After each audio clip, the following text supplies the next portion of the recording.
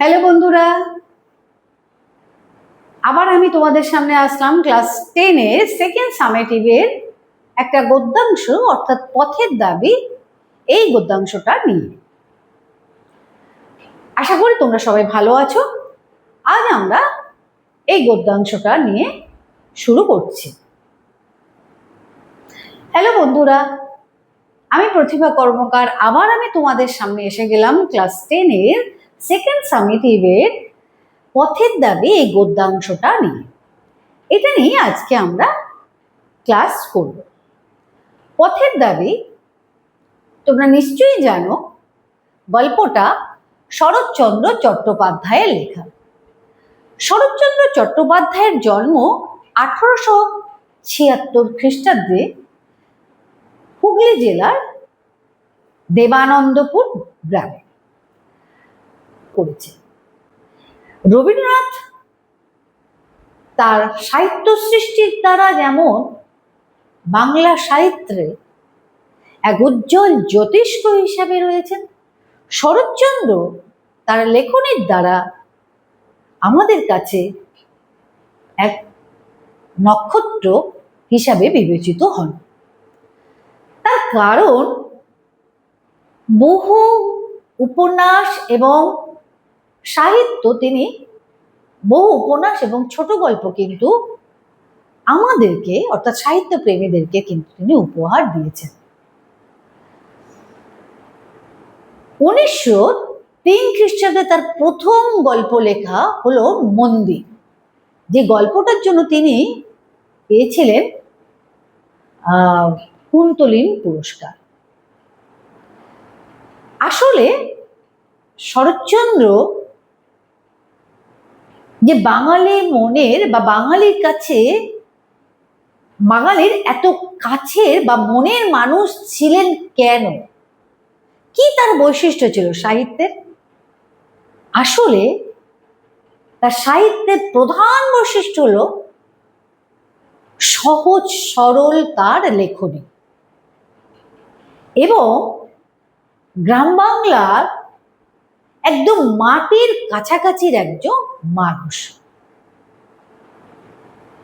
আর এই যেহেতু তিনি খুব গরিব ঘরে জন্মগ্রহণ করেছিলেন, তো স্বাভাবিকভাবে সেই মধ্যবিত্ত নিম্ন মধ্যবিত্ত সমাজের মধ্যে তার অবাধ বিচরণ ছিল এবং সেইখান থেকেই তিনি সমাজকে দেখেছেন, সমাজের মানুষগুলোকে চিনেছেন, তাদের দুঃখ দুর্দশা যন্ত্রণা এই সব কিছুকে তিনি উপলব্ধি করেছেন, যা তার সাহিত্যের বিষয়বস্তু হয়েছে। বিভিন্ন রকম সাহিত্য বা উপন্যাস তিনি আমাদেরকে উপহার দিয়েছেন, সে রাজনৈতিক হোক, সামাজিক হোক, প্রেমমূলক উপন্যাস হোক, বিভিন্ন ধরনের। আসলে যে সময়ে তিনি সাহিত্য সৃষ্টি রচনা করছিলেন, সেই সময়টা ছিল কিন্তু একটা অস্থির বাতাবরণ, সমাজে এক অস্থির বাতাবরণ ছিল, অর্থাৎ রাজনৈতিক যে পরিস্থিতি ছিল তাই সমাজেও সে এক অস্থিরতা ছিল। সে অস্থির প্রেক্ষাপটে তার উপন্যাসগুলোর মধ্যে থেকে আমরা পাই সেই সময়ে যে ছবি, তার সাথে সাথে সময়ের সাথে মানিয়ে চলা সেই মানুষগুলো, দুঃখ, জীবন, তাদের জীবনযাত্রা, তাদের কষ্ট, তাদের লড়াই যেমন একদিকে, অন্যদিকে সম্পর্কে টানাপোড়েন, প্রেম, এই সব কিছু। তার সাথে সাথে রাজনৈতিক যে আন্দোলন ভারতবর্ষের বুকে চলছে, এই সব কিছু নিয়ে তিনি তার উপন্যাসের বা গল্প সাহিত্যের ডালি নিয়ে আমাদের কাছে এলেন। তার উল্লেখযোগ্য উপন্যাসগুলো দেখো, আমি বোর্ডেতে লিখেছি: পথের দাবি, পল্লী সমাজ, শেষ প্রশ্ন, এগুলোকে আমরা বলতে পারি কিন্তু রাজনৈতিক উপন্যাস। এর মধ্যে থেকে সেই সময়টা রাজনৈতিক প্রেক্ষাপটটা কি ছিল, ঔপনিবেশিক শক্তির যে অত্যাচার এবং তার দ্বারা মানুষ যে জর্জরিত হচ্ছিল এবং বৈপ্লবিক আন্দোলন, এই সবগুলোই কিন্তু তুলে ধরেছেন তিনি এই উপন্যাসগুলোর মধ্যে দিয়ে।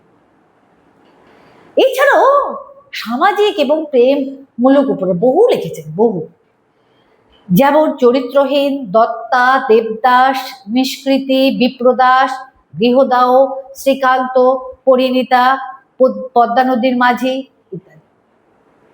এছাড়াও আমরা পাই বিরাজ বউ, পণ্ডিত মশাই, এরকম আরো অনেক উপন্যাস, যেখানে তিনি দেখিয়েছেন সেই মানুষগুলো সমাজে, সেই মানুষগুলোর অত্যন্ত কঠিন জীবন, সমাজ ব্যবস্থায় বর্ণবৈষম্য, সমাজ ব্যবস্থায় কুসংস্কার এবং নারী ও পুরুষের প্রেম, এই সব কিছুকে তিনি তার রচনার মধ্যে তুলে ধরেছেন। তারপরে বহু ছোট গল্প তিনি রচনা করেছেন, যেমন মেজদিদি, মহেশ, রামের সুমতি, বিন্দুর ছেলে, কাশিনা, তরক্ষরে ইত্যাদি, সব নাম করা সব ছোট গল্প। আজকে আমরা যে বিষয় নিয়ে আলোচনা করব সেটা হলো তার রাজনৈতিক উপন্যাস পথের দাবি। পথের দাবির এই উপন্যাসের যে ষষ্ঠ পরিচ্ছেদ রয়েছে তার শেষ অংশ এবং সপ্তম পরিচ্ছেদের প্রথম অংশ আমাদের পাঠ্য বিষয়ে অন্তর্ভুক্ত, যেখানে আমরা বেশ কয়েকটি চরিত্র পাব। অপূর্ব নামে এক চরিত্র পাব, যে সৎ, শিক্ষিত, নিষ্ঠাবান, ব্রাহ্মণ, আত্মমর্যাদা সম্পন্ন এবং উচিত বক্তা, এবং তার সাথে সাথে একজন একনিষ্ঠ দেশপ্রেমিক। আমরা পাবো রামদাস তলোয়ারকে, যে এক তরুণ যুবক, যে অপূর্বর যেমন বন্ধু তেমনি রেঙ্গুনে তার এক সহকর্মী, যে অফিসে অপূর্ব চাকরি করত সেই অফিসে তার এক সহকর্মী এবং তার হিতাকাঙ্ক্ষী। আমরা পাবো নিমাই বাবুকে, অর্থাৎ যে কিনা ব্রিটিশ শাসন ব্যবস্থার একজন উচ্চপদস্থ পুলিশ অফিসার, যিনি কর্তব্যপরায়ণ এবং রসিক ব্যক্তি এবং কাজের প্রতি একনিষ্ঠ। আমরা পাবো জগদীশ বাবুকে, যিনি তিনিও একজন পুলিশ কর্মচারী। আর পাবো গিরিশ মহাপাত্র নামক একজন ব্যক্তিকে, যার আড়ালে লুকিয়ে রয়েছে রাজশত্রু বিপ্লবী সব্যসাচী। এই চরিত্রগুলোর সাথে আমরা আরো কিছু ছোট ছোট চরিত্র পাবো, কিন্তু এদের মধ্যে দিয়ে আমরা দেখব বিষয়টা, অর্থাৎ উপন্যাসের বিষয়টা কিভাবে আবর্তিত হচ্ছে। আসো আমরা মূল গল্পে ফিরে যাই, মূল গল্পে আমরা চলে আসি। পথের দাবি এই উপন্যাসের যে অংশ আমি তোমাদেরকে আগে বললাম, যে মূল উপন্যাসের ষষ্ঠ পরিচ্ছেদের শেষ থেকে সপ্তম পরিচ্ছেদের সামনের দিকের অংশটুকু আমাদের পাঠ্য বিষয় হিসেবে তুলে নেওয়া হয়েছে। তাই এই বিষয়টা পড়তে গেলে আমাদের একটু পূর্বকথা সম্বন্ধে জানতে হবে। আসলে রাজনৈতিক প্রেক্ষাপটে এই উপন্যাসটা তো রচিত হয়েছিল, তো সেখানে লেখক দেখিয়েছেন, এই উপন্যাসটার মধ্যে তিনি দেখেছেন বিশেষ করে অপূর্ব অর্থাৎ নায়ক চরিত্রের মধ্যে দিয়ে দেশপ্রেম এবং ব্রিটিশের বিরুদ্ধে বিপ্লবীদের আন্দোলন। এই আন্দোলনকে কণ্ঠরোধ করবার ব্রিটিশরা যতটা পেরেছে অকথ্য অত্যাচার করেছে বিপ্লবীদের ওপর। উপন্যাসটা রচিত হয়েছিল ব্রহ্মদেশের প্রেক্ষাপটে। আমরা এখানে দেখব অপূর্ব যে চরিত্র, সে হলো ব্রাহ্মণ সন্তান, অপূর্বর মধ্যে আমরা একদিকে যেমন আমরা স্বদেশ প্রেম দেখব, সে ভদ্র নম্র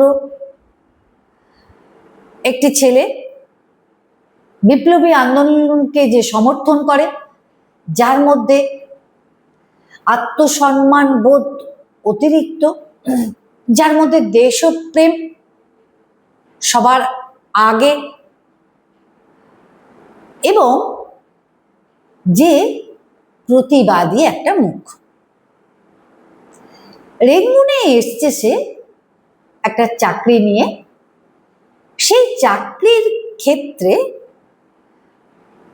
চাকরি করতে গিয়ে তাকে একটা বাড়ি ভাড়া করতে হয়েছে, এবং সেখানে আগের দিন রাত্রে তার বাড়িতে একটা চুরি হয়েছে। সেই চুরি বিষয়ে থানায় জানানোর জন্য সে উপস্থিত হয়েছে থানাতে। পরের দিন সে থানায় উপস্থিত হয়েছে, কিন্তু সেখানে উপস্থিত হয়ে সে দেখছে একটা ঘটনা সেখানে ঘটে গেছে। ঘটনাটা কি? বার্মা থেকে বেশ কিছু মানুষ এই রেঙ্গুনে এসছে কাজের সন্ধানে। ইতিমধ্যে পুলিশের কাছে, রেঙ্গুন পুলিশের কাছে খবর গেছে যে ওই জাহাজে করে বিপ্লবী সব্যসাচী রেঙ্গুনে ঢুকছে, তাই তাকে ধরতে হবে। কারণ সব্যসাচী এমন একজন বিপ্লবী নেতা যে ব্রিটিশ শাসন ব্যবস্থাকে কাঁপিয়ে দিয়েছিল।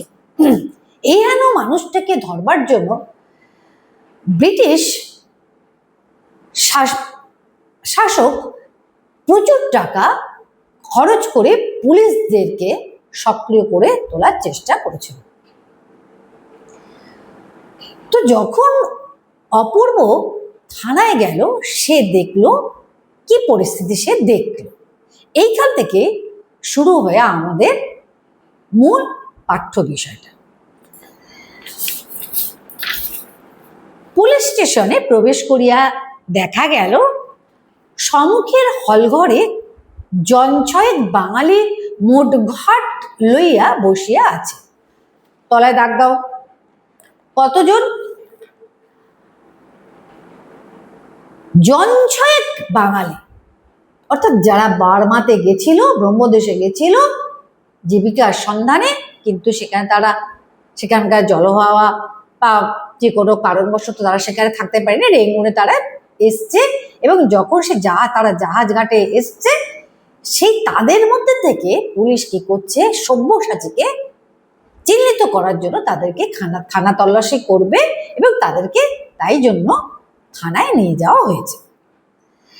জগদীশবাবু ইতিমধ্যে তাদের টিনের তোরঙ্গ ও ছোট বড় পুটলি খুলিয়া তদারক শুরু করিয়া দিয়েছে। জগদীশবাবু ওইখানে রেঙ্গুন থানার ব্রিটিশ শাসকেরই একজন অধীনস্থ কর্মচারী। তো তিনি কি করছেন, এই সমস্ত মানুষগুলো, নিরীহ মানুষগুলোর যে টিনের তোরঙ্গ মানে ছোট ছোট সুটকেস যাকে বলে, এবং ছোট বড় পুটলিগুলো খুলে খুলে কি করছে, তদারক শুরু করেছে। শুধু যে লোকটির প্রতি তাদের অত্যন্ত সন্দেহ হইয়াছে, তাহাকে আরেকটি ঘরে আটকাইয়া রাখা হইয়াছে। তাহলে এই 6 জনকে তল্লাশি করা হচ্ছে, কিন্তু তাদের মধ্যে থেকে একজনকে তাদের একটু সন্দেহ হচ্ছে, তাকে একটা আলাদা ঘরে আটকে রাখা হয়েছে। এবার আমরা জানতে পারছি, দেখো ইহারা সকলে উত্তর ব্রহ্মে বর্মা অয়েল কোম্পানির তেলের খনির কারখানার মিস্ত্রির কাজ করতেছিল। তাহলে এই বর্মা থেকে আসা বা ব্রহ্মদেশ থেকে আসা এই মানুষগুলো কি কাজ করতো ওখানে? অর্থাৎ বর্মা অয়েল কোম্পানির তেলের খনির কারখানার মিস্ত্রির কাজ করছিল। সেখানের জলহাওয়া সহ্য না হয় চাকরির উদ্দেশ্যে তারা রেঙ্গুনে চলে এসেছে। তাহলে বোঝা গেল, তাহলে কি উদ্দেশ্যে এই মানুষগুলো ব্রহ্মদেশ থেকে এখানে এসছে? অর্থাৎ বর্মা অয়েল মিলে তারা চাকরি করছিল, কিন্তু সেখানকার আবহাওয়া বা জলবায়ুর সাথে তারা মানিয়ে নিতে পারছিল না, তাই তারা জাহাজে করে রেঙ্গুনে এসছে কি চাকরির সন্ধানে। ইহাদের নাম ধাম বিবরণ লইয়া ও সঙ্গে জিনিসপত্রের পরীক্ষা করিয়া ছাড়িয়া দেওয়া হইলে পলিটিক্যাল সাসপেক্ট সব্যসাচী মল্লিককে নিমাইবাবুর সম্মুখে হাজির করা হইল। অর্থাৎ যে মানুষটাকে সন্দেহ করে তারা একটা ঘরে আটকে রেখেছিল, অর্থাৎ পলিটিক্যাল সাসপেক্ট মানে রাজনৈতিকভাবে যাকে বিপ্লবী বলে সন্দেহ করা হচ্ছে যে মানুষটাকে, সেই মানুষটাকে অর্থাৎ সেই সব্যসাচী, এই মানুষটাকে তারা জগদীশবাবু নিমাইবাবুর সামনে উপস্থিত করলেন। নিমাইবাবুর পরিচয় কি? নিমাইবাবু হলেন এই রেঙ্গুন থানারই একজন উচ্চ পদস্থ কর্মচারী বা অফিসার। তার সামনে উপস্থিত করা হল। মানুষটা বাঙালি, ব্রিটিশ শাসকের হয়ে তিনি কাজ করছেন, তবুও তার স্বভাব চরিত্রের মধ্যে আমরা দেখতে পারবো তিনি বিচক্ষণ, রসিকও বটে এবং তিনি একনিষ্ঠ, কাজের প্রতি একনিষ্ঠ একজন ব্যক্তি। তো তার সামনে নিয়ে আসা হলো। লোকটি কাশিতে কাশিতে আসে, অত্যন্ত ফর্সা রং, রৌদ্রে পুড়িয়া যেন তামাটে হইয়াছে। এবার তার বিবরণ দিচ্ছে। এটা কিন্তু খুব ইম্পর্টেন্ট একটা প্রশ্ন, জায়গা যেখানে তোমাদের বড় কোশ্চেন আসে, 5 নম্বরে কোশ্চেন আসার সম্ভাবনা রয়েছে। দেখি তার বিবরণটা কি। অত্যন্ত ফর্সা রং, রৌদ্রে পুড়ে তামাটে হয়ে গেছে, বয়স 30-32-এর অধিক নয়, কিন্তু ভারী রোগা দেখালো। 30-32-এর অধিক নয়, কিন্তু ভারী রোগা দেখাইল। এইটুকু কাশির পরিশ্রমে সে হাঁপাইতে লাগিল। সহসা আশঙ্কা হয় সংসারের মেয়াদ বোধ করি বেশি দিন নেই। অর্থাৎ তার চেহারা থেকে মনে হচ্ছে আর বেশি দিন মনে হয় আর এই সংসারে সে বাঁচবে না, সে মারা যাবে। ভিতরের কি একটা দুরারোগ্য রোগে সমস্ত দেহটা যেন দ্রুত বেগে ক্ষয়ের দিকে ছুটিয়া চলেছে। কেবল আশ্চর্য সেই রোগা মুখের অদ্ভুত দুটি চোখের দৃষ্টি, অর্থাৎ শরীর ক্ষয়প্রাপ্ত, নিঃশেষিত, কিন্তু দুটো চোখ যেন অদ্ভুত এক দৃষ্টি তার মধ্যে থেকে সেই দুটো চোখ দিয়ে বেরিয়ে আসছে। সেখানে কিন্তু কোনো ক্লান্তি দেখা যাচ্ছে না। সে চোখ ছোট কি বড়, টানা কি গোল, দীপ্ত কি প্রবাহীন, এ সকল বিবরণ দিতে যাওয়াই বৃথা। অত্যন্ত গভীর জলাশয়ের মতন কি যে তাহাতে আছে, ভয় হয় এখানে খেলা চলবে না, সাবধানে দূরে দাঁড়ানোর প্রয়োজন। অর্থাৎ এই চোখ দুটোই ছিল এত বৈশিষ্ট্যময়, যাকে লেখক তুলনা করছে গভীর জলাশয়ের। অর্থাৎ গভীর জলাশয়ের মধ্যে যেমন একটা বিপদ দেখা যেতে পারে নাবলে বা দূর থেকে, বা একটা আতঙ্ক, এই চোখ দুটো, এই আগন্তুকের চোখ দুটো ঠিক সেরকম। সেই চোখ দুটোই যেন মানুষকে কিছুটা ভীত করে দেয়, কিছুটা তাকে তার কাছে আসলে কিছুটা সংকুচিত করে দেয় মানুষকে। এই চোখ দুটো, ইহারে কোনো অতল তলে তার ক্ষীণ প্রাণশক্তিটুকু লুকাইয়া আছে। অর্থাৎ শরীরটা ক্ষয়প্রাপ্ত হলো, এই চোখ দুটো অত্যন্ত প্রাণবন্ত। এই চোখের মধ্যে যেন প্রাণ তার লুকিয়ে রয়েছে। মৃত্যু সেখানে প্রবেশ করিতে যেন সাহস পায় না। কেবল এই জন্যই যেন সে আজও বাঁচিয়া আছে। অপূর্ব মুগ্ধ হইয়া সেদিকে চাইয়া ছিল। সহসা, তাহলে তোমাকে যদি প্রশ্ন করে, 1 নম্বরের প্রশ্ন দাগ দাও তলায়, অপূর্ব মুগ্ধ হইয়া সেদিকে চাইয়া ছিল। কোন দিকে? অর্থাৎ আগন্তুক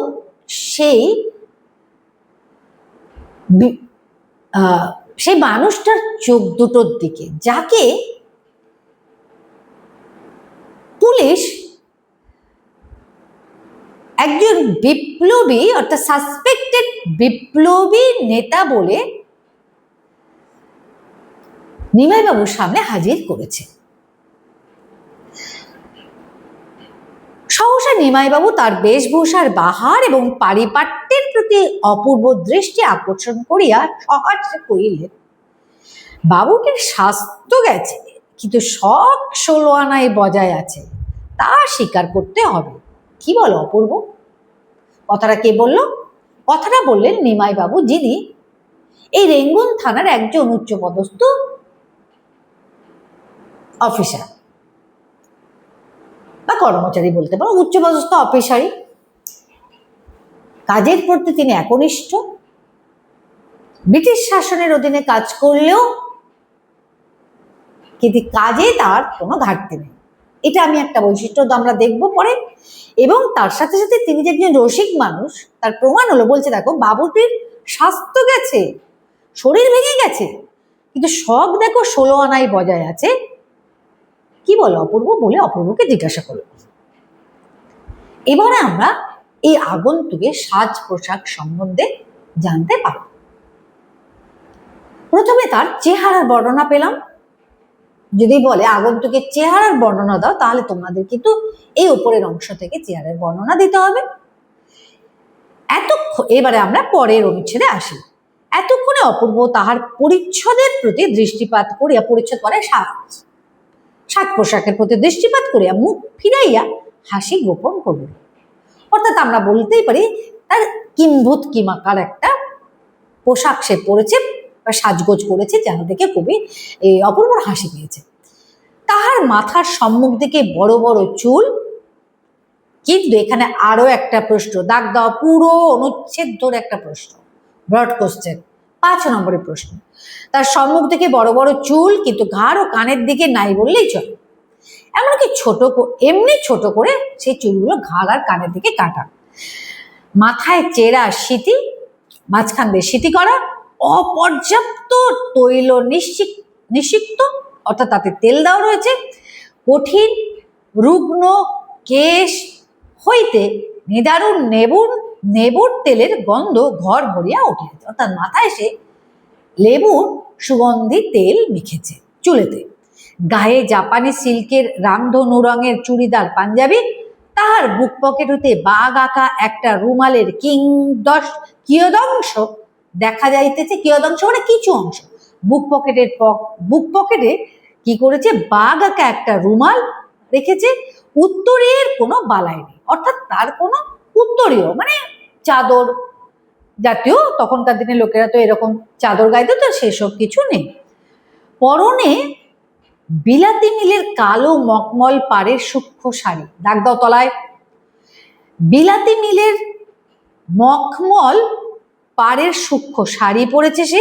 পায়ে সবুজ রঙের ফুল মোজা, হাঁটুর উপরে লাল ফিতে দিয়ে বাঁধা বার্নিশ করা পামসু, তলাটা মজবুত এবং টিকসই করতে আগাগোড়া লোহার নাল বাঁধানো, হাতে একগাছি হরিণের শিঙের হাতল দেওয়া বেতের ছড়ি।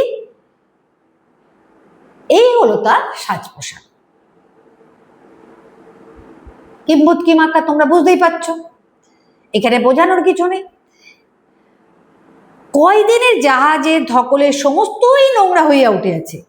কারণ ব্রহ্মদেশ থেকে রেঙ্গুনে আসতে, জাহাজে করে আসতে বেশ অনেকদিন সময় লাগে। স্বাভাবিকভাবে একই বস্ত্রে সে রয়েছে, তার জামা কাপড় নোংরা হয়েছে। ইহার আপাত বস্তু অপূর্ব বারবার করিয়া নিরীক্ষণ করিয়া কহিল, কাকাবাবু, এই লোকটিকে আপনি কোনো কথা জিজ্ঞাসা না করে ছেড়ে দেন। যাকে খুঁজছেন সে যে এ নয়, তার আমি জামিন হতে পারি। কাকাবাবু কাকে বললেন? অর্থাৎ এই নিমাই বাবুকে, এই উচ্চপদস্থ পুলিশ অফিসারকে অপূর্ব কাকাবাবু নামে বলে সম্বোধন করেন। পরে আমরা জানতে পারবো আসলে এই নিমাই বাবু তার বাবারই দ্বারা এই চাকরিটা পেয়েছিলেন, তাদের পরিচিত একজন, তাই তাকে কাকাবাবু বলা হয়। অপূর্ব বলতেন। এবং তিনি বললেন কি, যে কাকাবাবু, আপনারা যাকে খুঁজছেন, যে সব্যসাচীকে, বিপ্লবী সব্যসাচীকে, একে তো দেখে মনে হচ্ছে না যে সব্যসাচী, তাহলে আমি ওর জামিন হচ্ছি, একে ছেড়ে দিন। নিমাইবাবু চুপ করিয়া রইলেন। অপূর্ব কহিলেন, আর যাই হোক, আর যাই হোক, যাকে খুঁজছেন তার কালচারের কথা একবার ভেবে দেখুন। অর্থাৎ সব্যসাচী বাবু যে সে লোক নয়, আর এই লোকটা, এই চেহারা, এই রুগ্ন, যার প্রাণ যায় যায়, অদ্ভুত কিম্ভূত কিমাকার, যার পোশাক পরিচ্ছদ, এই কালচারের সাথে বিপ্লবী সব্যসাচীর কালচারের ম্যাচ করে না। নিমাইবাবু হাসিয়া ঘাড় নাড়িলেন, কহিলেন, তোমার নাম কি হে? আগে গিরিশ মহাপাত্র। এবারে আমরা পেলাম এই কিম্ভূত কিমাকার চরিত্রের মানুষটির নাম গিরিশ মহাপাত্র। এতক্ষণে আমরা এই আগন্তুকের নাম পেলাম, যে সে বলল তার নাম গিরিশ মহাপাত্র।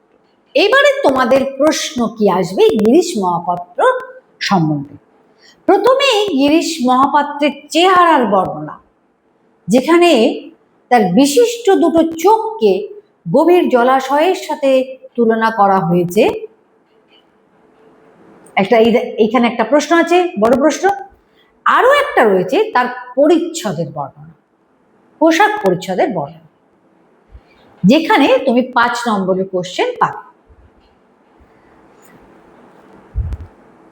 একদম এবারে নিমাইবাবু বললেন, একদম মহাপাত্র, তুমিও তেলের খনিতে কাজ করছিলে না? এখন রেঙ্গুনেই থাকবে? তোমার বাক্স বিছানা তো খানা তল্লাশি হয়ে গেছে, দেখি তোমার ট্যাকে আর পকেটে কি আছে। এইবারে আবার আমরা কিন্তু আর একটা প্রশ্ন পাব, যেটা হলো একটু শর্ট কোশ্চেন। তার ট্যাগ হইতে একটা টাকা, দাগ দাও তলায়, একটি টাকা ও গন্ডা 6 পয়সা বাহির হইল। পকেট হইতে একটা লোহার কম্পাস, মাপ করিবার কাঠের একটা ফুটরোল, কয়েকটা বিড়ি, একটা দেশলাই ও একটা গাঁজার কলিকা বাহির হইয়া পড়িল। নয় 3 নম্বরের প্রশ্ন, নয় বা 1 নম্বরের প্রশ্ন কিন্তু এটা থাকে। এইসব জিনিসগুলো তার ট্যাগ থেকে পাওয়া গেল। নিমাইবাবু কহিলেন, তুমি গাঁজা খাও? লোকটি অসংকোচে জবাব দিল, আগে না। মানে কোনো সংকোচ করলো না, না আমি গাঁজা খাই না। তবে এই বস্তুটা পকেটে কেন? আগে পথে কুড়িয়ে পেলাম, যদি কারো কাজে লাগে তাই তুলে রেখেছি। জগদীশবাবু এই সময় ঘরে ঢুকিতে নিমাইবাবু হাসিয়া কহিলেন, দেখো জগদীশ, কিরূপ সদাশয় ব্যক্তিরই, যদি কারো কাজে লাগে তাই গাঁজার কলকেটা কুড়িয়ে পকেটে রেখেছেন। তাহলে এই লাইনের মধ্যে দিয়ে আমরা কিন্তু নিমাইবাবুর চরিত্রের একটা রসবোধের পরিচয় পেলাম। অর্থাৎ তিনি একজন রসিক মানুষ, হতে পারে পুলিশের লোক, কিন্তু তবুও তিনি কিন্তু একজন রসিক মানুষ। ক্ষণকাল মৌন থাকিয়া কইলেন, গাঁজা খাবার সমস্ত লক্ষণই তো তোমার গাঁজা খাওয়ার সমস্ত লক্ষণই তোমাতে বিদ্যমান বাবা, বললেই পারতে খাই, কিন্তু কদিনই বা বাঁচবে, এই তো তোমার দেহ, আর খেও না। দয়ালু ব্যক্তি। নিমাইবাবুর চরিত্রে আরো একটা বৈশিষ্ট্য পেলাম, কি সে দয়ালু ব্যক্তি। দেখো এই লোকটাকে দেখে তার কষ্ট হচ্ছে, একদিকে তার হাসিও লাগছে তার চেহারা, পোশাক দেখে, আবার তার চেহারাটা দেখেও তার কষ্ট হচ্ছে। তাই তিনি উপদেশ দিলেন, দেখো বাবা, দেখে তো মনে হচ্ছে তুমি গাঁজা খাও, এই তো চেহারা, আর কদিনই বা বাঁচবে, আর খেও না, বুড়ো মানুষের কথাটা শোন। তাহলে বুড়ো মানুষ এখানে কে? এখানে বুড়ো মানুষ হলেন রেঙ্গুন থানার উচ্চপদস্থ পুলিশ অফিসার, বাঙালি পুলিশ অফিসার, অর্থাৎ নিমাইবাবু। বুড়ো মানুষের কথাটা কি? অর্থাৎ যে উপদেশটা তিনি এই গিরিশ মহাপাত্রকে দিলেন, সেটাই হলো তার কথা। এখান থেকেও আমাদের কিন্তু কোশ্চেন আসে, বুড়ো মানুষের কথাটা শোনো। বুড়ো মানুষকে 1 নম্বর বাকি 2 নম্বর হলো কি, তার কি কথাটা শোনা। এই কথাটা সে কাকে বলল, কি কথা বল। তাহলে 1 + 2 অর্থাৎ 3 নম্বর কোশ্চেন, বা 1 + 1 + 2 1, 3 নম্বর কোশ্চেন আমরা কিন্তু এখানে পাচ্ছি। মহাপাত্র মাথা নাড়িয়া অস্বীকার করিয়া বলিলেন, আগে না, মায়েরই খাইবে, তবে ইয়ার বন্ধু কেউ তৈরি করে দিতে বললে দি, এই মাত্র, নইলে নিজে খাই না। অর্থাৎ পুরোটাই সে বলে গেল সে গাঁজা খায় না। জগদীশবাবু চটিয়া উঠিয়া কইলেন, দয়ার সাগর, পরকে সেজে দি, নিজে খাই না, মিথ্যেবাদী কোথাকার। জগদীশবাবু ধমক দিলেন। অপূর্ব কহিল, বেলা হয়ে গেল, আমি এখন তবে চললুম কাকাবাবু। অর্থাৎ সে কি উদ্দেশ্যে এসেছিল আমি বলেছি, আগের দিন রাত্রে তার বাড়িতে, তার ঘরে চুরি হয়ে গেছে, চুরির বিষয়ে থানায় কমপ্লেন করতে সে এসেছিল, কিন্তু সেই কমপ্লেন তার করা হলো না, তার পরিবর্তে এই ঘটনাগুলো তার সামনে ঘটে গেল।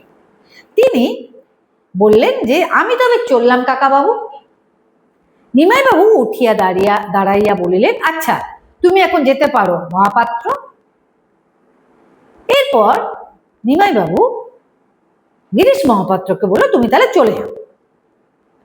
অর্থাৎ তাকে আর তারা সন্দেহ করলো না, সব্যসাচী, বিপ্লবী সব্যসাচী বলে। কি বলো জগদীশ, চলে যেতে পারে তো? জগদীশ সম্মতি জানাইয়া কহিলেন, কিন্তু নিশ্চয়ই কিছুই বলা যায় না ভায়া।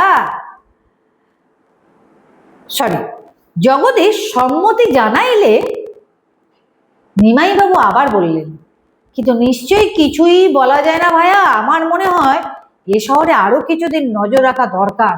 অর্থাৎ দিদি তার কর্তব্য, অর্থাৎ কে, নিমাইবাবুর এখানে কর্তব্য বোধ পেলাম আরো একটা বৈশিষ্ট্য। বলছে দেখো ছেড়ে দিচ্ছে, কিন্তু তবু তার মনের মধ্যে একটা সংশয় হচ্ছে, কিছুই বলা যায় না, আরো কিছুদিন এই শহরে নজর রাখার দরকার আছে।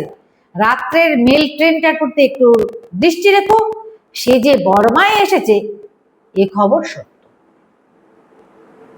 তাহলে অর্থাৎ বর্মা থেকে সে রেঙ্গুনে আসবেই, এই ব্যাপারটা কিন্তু আমাদের সবাইকে সচেতন থাকতে হবে বলে কর্তব্য পরায়ণ নিমাইবাবু জগদীশবাবুকে বললেন। তাহলে আমি নিমাইবাবুর চরিত্র তার সাথে তোমাদের এর সাথে আলোচনা করছি। জগদীশ বললেন, তাও হতে পারে, কিন্তু এই জানোয়ারটাকে ওয়াচ করবার দরকার নেই বড় বাবু। বলা বাহুল্য, এই জগদীশবাবু কিন্তু মানুষটি হতে পারে পুলিশ কর্মচারী, কিন্তু বড় বেশি কিন্তু গা ছাড়া ভাব তার মধ্যে রয়েছে, তার মধ্যে সচেতনতার অভাব। নেবুর তেলের গন্ধে বেটা থানা শুদ্ধ লোকের মাথা ধরিয়ে দিল। বড়বাবু হাসিতে লাগলেন। অপূর্ব পুলিশ স্টেশন হইতে বাহির হইয়া আসিল এবং প্রায় তাহার সঙ্গে সঙ্গে মহাপাত্র তার ভাঙা টিনের তোরঙ্গ এবং চাটাই জড়ানো ময়লা বিছানার বান্ডিল বগলে চাপিয়া ধীরে মন্থর গতিতে, অর্থাৎ ধীর গতিতে উত্তর দিকে রাস্তা ধরিয়া সোজা প্রস্থান করিল। তাহলে কোন দিকে রাস্তা ধরে গেল? উত্তর দিকে রাস্তা ধরে সে চলে গেল। অপূর্বর সাথে সাথে এই গিরিশ মহাপাত্র থানা ত্যাগ করল। এরপরে আমরা আসছি নেক্সট অনুচ্ছেদে। আশ্চর্য এই যে এত বড় সব্যসাচী ধরা পড়িল না, কোনো দুর্ঘটনা ঘটিল না, এমন সৌভাগ্যকেও অপূর্বর মন যেন গ্রাহ্য করিল না। দেখো এখানে অপূর্ব, আশ্চর্য এই যে এত বড় সব্যসাচী ধরা পড়িল না, কোনো দুর্ঘটনা ঘটিল না, এমন সৌভাগ্যকেও অপূর্ব মন থেকে যেন গ্রাহ্য করিল না। অপূর্ব মন যেন গ্রাহ্যই করিল। বাসায় ফিরিয়া দাড়ি গোপ কামানোর হইতে শুরু করিয়া সন্ধানিক, কারণ সে ব্রাহ্মণ, স্নানাহার, পোশাক পরা, অফিস যাওয়া প্রভৃতি নিত্য কাজগুলোয় বাধা পাইল না সত্য, কিন্তু ঠিক কি যে সে ভাবিতে লাগিল তাহার নির্দেশ নাই। অথচ চোখ, কান ও বুদ্ধি তাহার সাংসারিক সকল ব্যাপার হইতে একেবারে যেন বিচ্ছিন্ন হইয়া কোনো এক অদৃষ্ট অপরিজ্ঞাত রাজবিদ্রোহীর চিন্তাতেই ধ্যানস্থ হইয়া রইল। এই অত্যন্ত অন্যমনস্কতা তলোয়ারকর লক্ষ্য করিয়া চিন্তিত মুখে জিজ্ঞাসা করিল, আজ বাড়ি থেকে কোনো চিঠি পেয়েছেন নাকি? এইটুকু জায়গায় আমরা দেখছি, দেখো অপূর্বর মধ্যে কিন্তু একটা সংশয় বাসা বেঁধেছে। কাকে নিয়ে? এই গিরিশ মহাপাত্রকে নিয়ে। গিরিশ মহাপাত্রকে কিন্তু সে খুব স্বাভাবিক মানুষ বলে মনে করতে পারছে না। তার মনের মধ্যে খটকা লাগছে, এই গিরিশ মহাপাত্র কিন্তু যে সে মানুষ নয়। তাই মনটা তার আনমনা। সকল কাজের মধ্যে কেবলমাত্র বারবার তার মনে এই গিরিশ মহাপাত্রের কথাটাই উঠে আসছে। আর কোথাও যেন তার মনে সন্দেহ বাধা বাঁধছে। কি সন্দেহ? অর্থাৎ এর মধ্যেতেই তিনি, গিরিশ মহাপাত্রের মধ্যেই যেন তিনি বিপ্লবী সব্যসাচীকে দেখতে পাচ্ছেন। তার এই অন্যমনস্কতায় তারই সহকর্মী অর্থাৎ শিক্ষিত মারাঠা যুবক তলোয়ারকর, অর্থাৎ যার পুরো নাম আমরা পাবো রামদাস তলোয়ারকর, তাকে বললেন যে আপনাকে এত চিন্তিত লাগছে, তাহলে বাড়ি থেকে কি কোনো চিঠি পেয়েছেন নাকি? অর্থাৎ সুদূর বাংলা থেকে সে রেঙ্গুনে গেছে, অপূর্ব গেছে চাকরি করতে, তখন তো যোগাযোগের মাধ্যম একটা চিঠি। তাহলে আপনি কি কোনো চিঠি পেয়েছেন যে চিঠি পেয়ে আপনি এতটা চিন্তিত হয়ে রয়েছেন? কই না, বাড়ির খবর সব ভালো তো? রামদাস তলোয়ারকর তাকে জিজ্ঞাসা করল। অর্থাৎ রামদাস তলোয়ারকরকে একজন মারাঠি যুবক, সৎ এবং অপূর্বর একজন সহকর্মী। রামদাস আর কোনো প্রশ্ন করল না। টিফিনের সময় উভয় একত্র বসিয়া জলযোগ করিল, অর্থাৎ খেল। রামদাসের স্ত্রী অপূর্বকে একদিন স্বনির্বন্ধ অনুরোধ করিয়াছিলেন, যতদিন তাহার মা কিংবা বাটি মানে বাড়ির আর কোনো আত্মীয়া নারী এদেশে আসিয়া বাসার উপযুক্ত ব্যবস্থাতে না করেন, ততদিন এই ছোট বহিনের হাতে তৈরি যৎসামান্য মিষ্টান্ন প্রত্যহ তাহাকে গ্রহণ করিতেই হইবে। অপূর্ব রাজি হইয়াছিল। তলায় দাগ দাও, এই তলায়। অপূর্ব রাজি হয়েছে। কোন বিষয় অপূর্ব রাজি হয়েছিল? প্রশ্ন থাকবে তোমার। আমি তোমাদের প্রথমেই বলেছি অপূর্ব ব্রাহ্মণ ঘরের ছেলে। সেই সময় সমাজে কিন্তু বর্ণভেদ ছিল। ব্রাহ্মণরা সাধারণত নিচু বর্ণের লোকেদের হাতের ছোঁয়া খেতেন না। অপূর্ব এই জিনিসটাকে মানতেন, কিন্তু তবুও কিন্তু তিনি কিন্তু কুসংস্কারপন্থী না, তিনি কিন্তু সংস্কারপন্থী। তিনি তার নিজের দেশ থেকেই রেঙ্গুনে একজন রাঁধুনিকে নিয়ে এসেছিলেন যে তার রান্না বান্না করে দিত।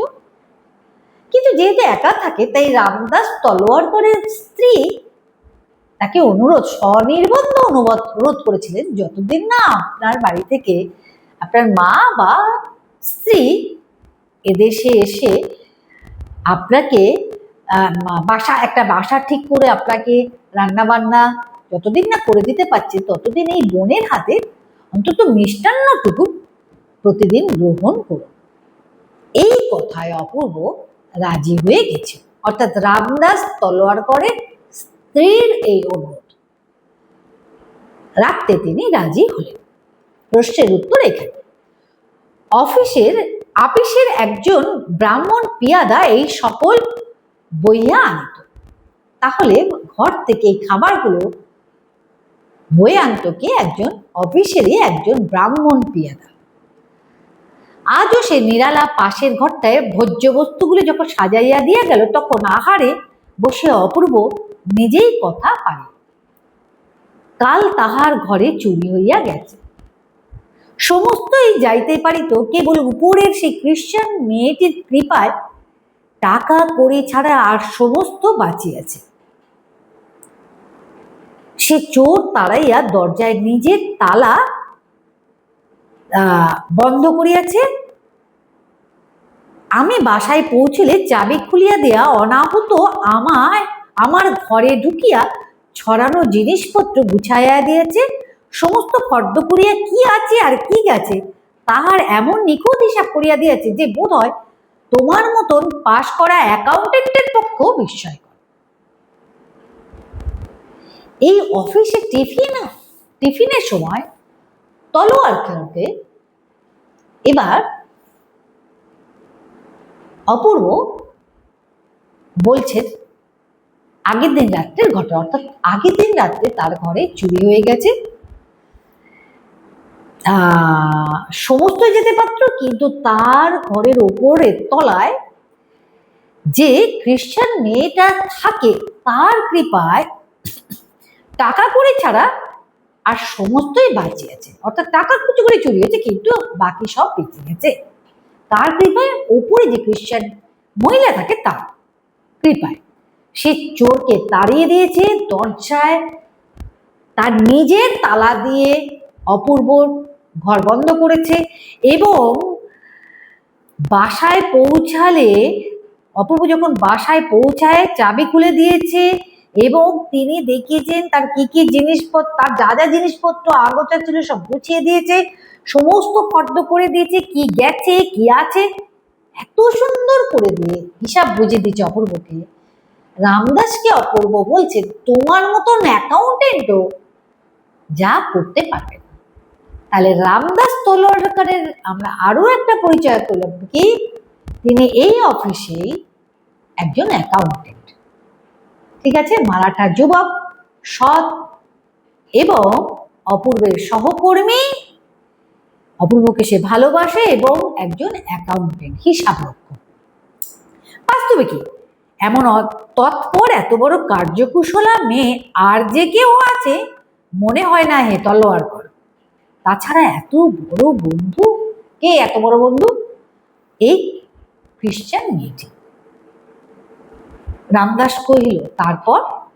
অপূর্ব বলিল তেওয়ারি ঘরে ছিল না, বর্মা নাচ দেখতে ফর গিয়েছিল, ইত্যবসরে এই ব্যাপার। তার বিশ্বাস এই কাজ ও ছাড়া আর কেউ করে। আমারও অনুমান কতকটা চাই চুরি না করুক সাহায্য করেছে। অর্থাৎ অপূর্ব ভাবলো এই যে চুরিটা, অর্থাৎ তেওয়ারি ঘরে ছিল না, তেওয়ারি বলতে আরো একজন ওই বাড়িতেই থাকে কোন একটা ঘরে, সে ঘরে ছিল না, সেই চুরিটা লোকটাকে দিয়ে করিয়েছে এবং সে তখন বর্মা নাচ দেখতে ফয়ার গেছে, একটা জায়গায় গেছে। অপূর্বর অনুমান সে অন্য কাউকে দিয়ে কাজটা করিয়েছে। তারপর এই পর্যন্ত আমাদের আজকের পর্ব। পরবর্তী দিনে আমরা বাকি অংশটা পড়ে ফেলব।